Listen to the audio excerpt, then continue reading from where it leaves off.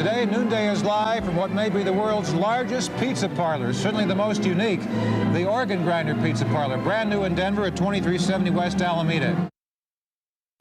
All right, that is footage from our noon show 40 years ago from the Organ Grinder Pizza Restaurant. It was open from 1979 through 1988 at Alameda and Zuni. And you may remember this one-of-a-kind place and its giant organ. Well, this man certainly does. He's our guest. I remember it. Filmmaker Bob Richardson is making a documentary all about it. Thanks so much for joining us thanks today. for having me.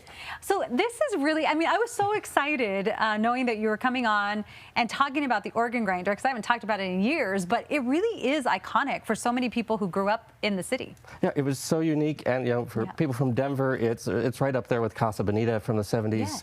Yeah. If you're over 45, you remember it for sure. You certainly do. Oh, you just aged me. Great. Oh, I'm sorry. Well, I'm AARP eligible, so there we go. I'm with you. All right. So, what is so special about this place?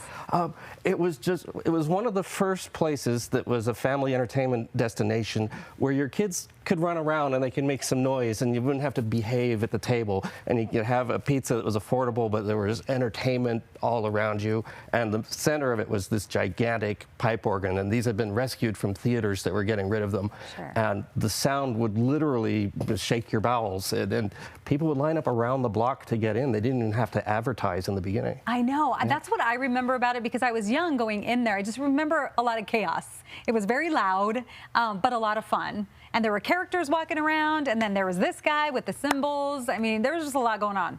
Yeah, and it started in Portland in 1973. Yeah. I was just 4 years old, and that's how I got into it. I just became obsessed with the place and was making millions, serving 1,000 pizza pies a day.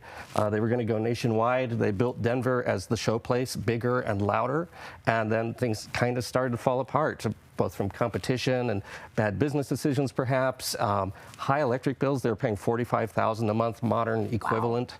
Wow. Yeah, and then people wondered, how can some place that was so successful and so unique just kind of fade away? And that's what I'm trying to answer with this documentary. Yeah, that's great with the documentary. You've gone over videos and pictures, but you kind of need more, right? I do. There's a lot of stuff from Portland, but Denver never really got its fair shake. It didn't last as long, and there's not a lot of photos or home videos of it because of the time period. So we're looking for that for the documentary. What surprised you the most about this in all of your research?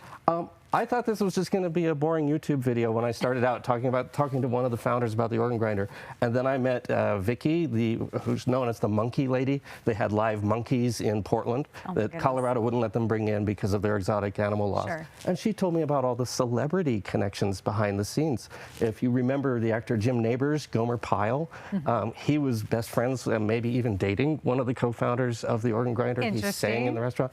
Comedian Rip Taylor used to come to Denver and do his confetti thing in the restaurant. We have some pictures of that. And we do, and Denver does have some connections with Portland, right? You kind of found that out through this process. So one of my guests is Trace Shannon, one of my interview subjects. He co-founded Voodoo Donut, which you have here in Denver. We have in Portland as well. He was at the Organ Grinder in Portland the last night when it closed, and he talks about weeping as they played the last song and turned out the lights for the last time. Oh my goodness. Well, thank you so much for coming on the show and bringing this to life again. And you get a little nostalgic when things like this happen. So thanks so much. Yeah, thank you. All right, and we'll be right back.